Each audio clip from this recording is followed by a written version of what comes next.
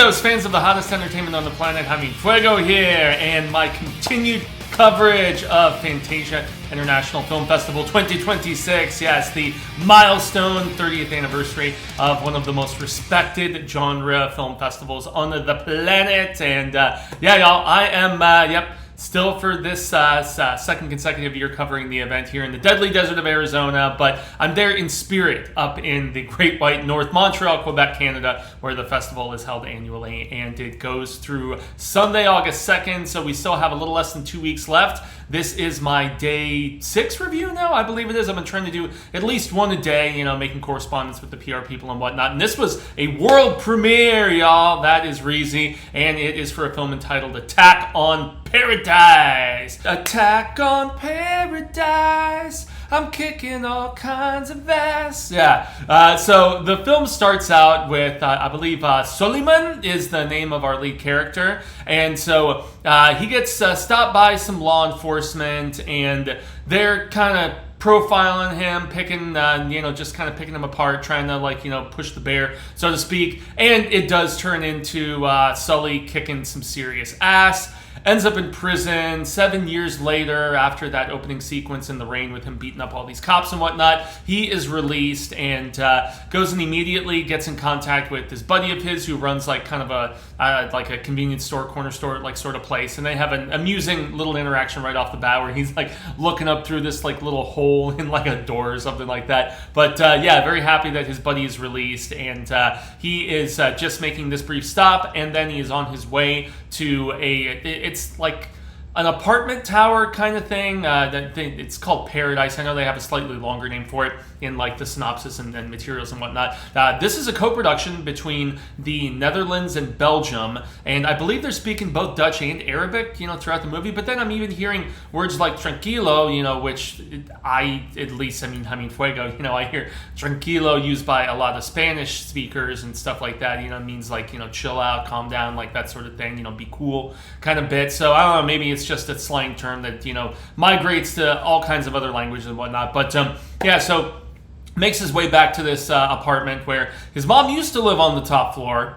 She's no longer there. She's been displaced by this guy, Prince Hazam. I just want to make sure I'm getting his name right. Yeah, Prince Hamza, pardon. And so, he is essentially this pretty notorious crime lord guy. He has his hands in all kinds of ill shizzle. I mean, we're talking drugs and weapons, human trafficking, sex workers, you name it, man. I mean, he's got his hand in anything that he can make a pretty dirty dollar from.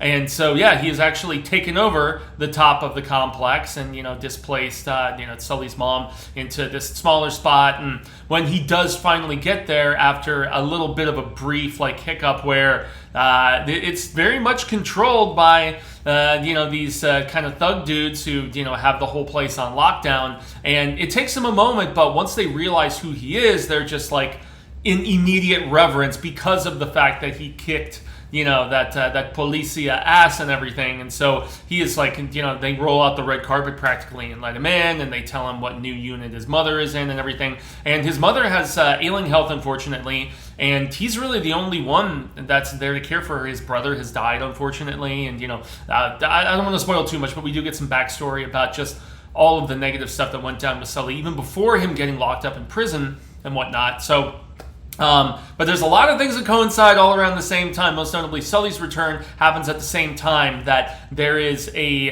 heavily coordinated police raid, and we are given the impression that this isn't just local law enforcement. This is in conjunction with some international forces and just aid and whatnot, based on the amount of surveillance and intelligence that they've gathered about Prince and all of his different business doings and whatnot. And so we have this woman Yasmin who's still a little bit wet behind the ears and stuff, and we get a really endearing interaction with her at the beginning of the film when we first meet her character, because she's sending her daughter off to school. Let's say Sarah was the daughter's name, but I could be totally off basis. But anyway, she's got this really cute daughter, and the daughter, obviously, based on the advice that Yasmin is giving her, that mom is giving her, she's had some issues with some bullies, and so she's being tough as nails with her daughter and being yo, if the kids mess with you, you do this, and then if they continue, you slap the sides of the ear, and then if the boy continues, you knee him in the nuts, like that sort of thing. So, I mean, you can tell, she's got a toughness and an edge about her, and I guess you would kind of have to be if you're in that line of work and you're a woman, I mean, especially in other areas of the world maybe where there's possibly a bit more traditional chauvinism and not as many women. I mean, I'm not passing judgment about, the country where this is taking place or anything, which is, like, I don't remember right offhand. I remembered the countries of origin that were behind it and some of the languages and stuff spoken, but I can't recall. I mean, there's a reference to Moroccans at one particular point as well. So I'm guessing somewhere in Europe or Asia, like maybe somewhere where the countries are kind of overlapping with some of the Arabic and Dutch being spoken and whatnot. But so long story short, the police infiltrate, and it's at the same time that Sully is trying to check on his mother and reconnect and everything, and just delight her that he's no longer, imprisoned and everything. It's supposed to be a very joyous day, but unfortunately, the shit hits the fan with the law enforcement. And one thing that I really did appreciate about this is that they don't make the law enforcement like virtuous, squeaky clean, sort of the organization. Nah, they are crass. Like, one of them is hitting in a really nasty fashion on Yasmin early on at one particular point, and so they are not, presented as like saints or like super virtuous or anything like that, and they're cool with, I mean, as long as they get their guy, Prince being like the main target, but all of his little underlings and whatnot that control this tower apartment and whatnot. You got to break some eggs to make an omelet. I'm not going to spoil anything beyond that, but that is their mentality about it. And so I did appreciate that it was kind of shades of gray, and even with some of Prince's henchmen, like there's this one woman in particular that she's an enforcer for sure, but when Sully meets her at one particular point about like early-ish, midway-ish through the film, and he realizes that this woman that I'm assuming he had kind of a friendship affiliation with, something of that nature, going years back, he's shocked that she is working for Prince, and so and she's just like matter of fact, like, yeah, what of it, and it is what it is kind of response. And so we even have some shades of gray amongst some of the members of his clan, his just enforcers and whatnot. And so and the action, y'all, is it's brutal. It is heavily stylized. I think I saw that this was like a co-production, or maybe it was at least getting some funding from Amazon Prime Video. And so, I mean, if you've got the Bezos ducats, man, you can most definitely put together something very slick. And it's totally right at home with Fantasia because of the fact that this is only my second consecutive year doing it as virtual press, but I have seen in the programming last year and this year, and from some other things that I've read, is that they always like to have like, not so much like a fun, I mean, there's definitely a martial arts presence at times, but they like having the action genre on full display. So it's not just horror, science fiction, like really quirky indie dramedies and things like that, of which I've watched a number of, all of those things already. But they like it. They like having an action presence. These very ultra violent, slick, stylized with some gunplay, some martial arts.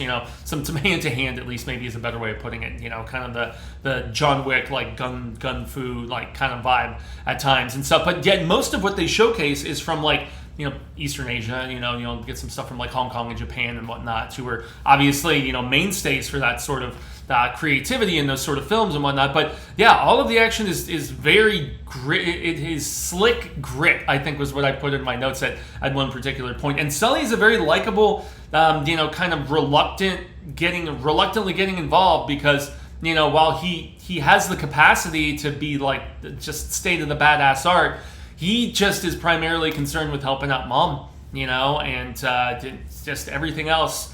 He ends up teaming up with Yasmin now, and that's kind of where the alliance comes into play between the two of them. And then they're just going floor by floor, almost like it's some sort of,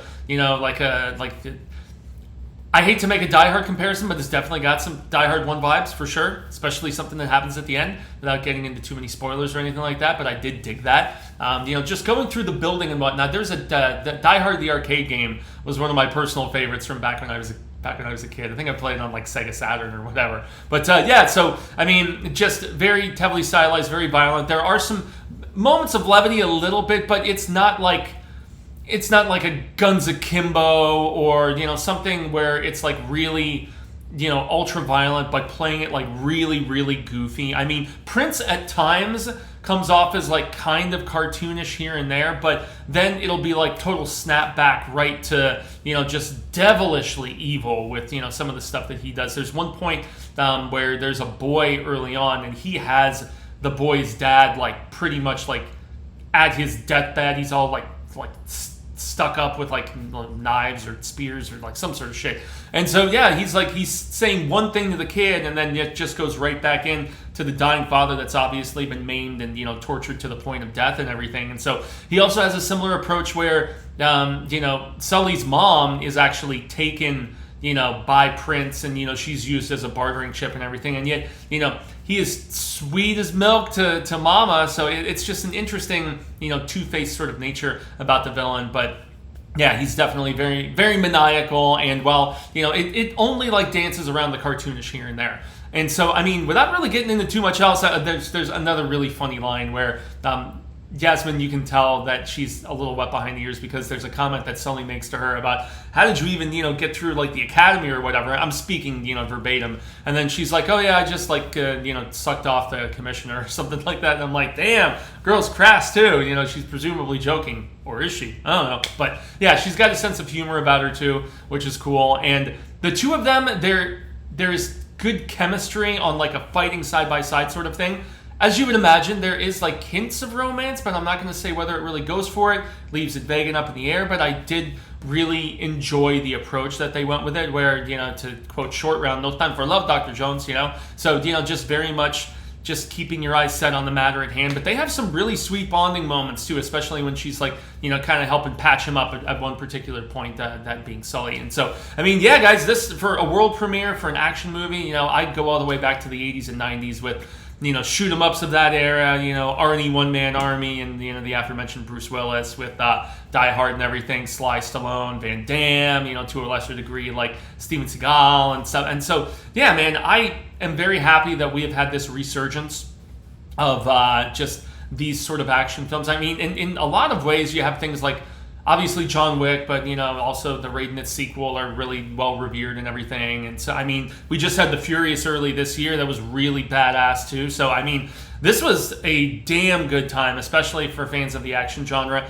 It may not twist the arm of those who this isn't necessarily their cup of tea. Like if you're at Fantasia and you want to see really interesting character studies like Tight Lettuce, for instance, which I watched the other day, which was really great, I mean, like dramedy, like drama comedic elements, like the furthest thing tonally from this.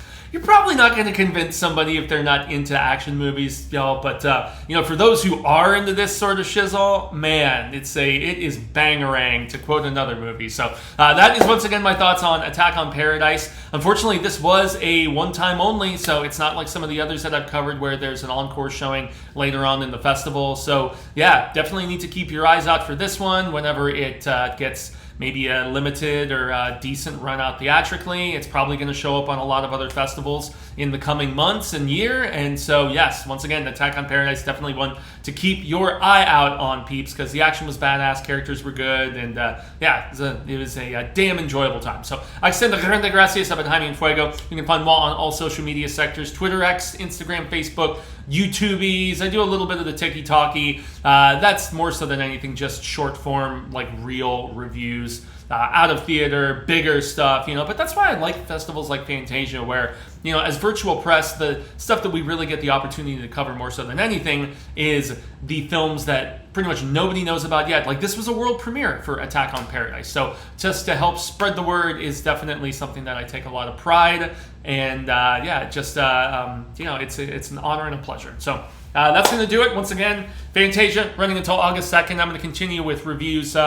I'm shooting to keep going every day, get something new out every day, y'all. This one is probably going to show up a little bit later than the 11-ish Pacific Standard Time that I've been trying to get stuff out on. Just, it was a busy day, truck was in the shop, whatever. But you guys aren't concerned with that. What you need to be concerned with is if you are in the Great White North, if you are even like have an inkling about, making the journey out in the next week and a half as the festival is continuing, please go check it out. All of the deets can be found. I have the link to Fantasia in the description below. So once again, I have been Fuego. Y'all have been Rat Status, everyone. And until the Reel of Kyle comes around once more, hasta luego, sin amigos. Constant viewers, say thank you. Hope we have been well met. Share more of this palaver sooner rather than later. And until the next Fantasia installment, everybody, adios.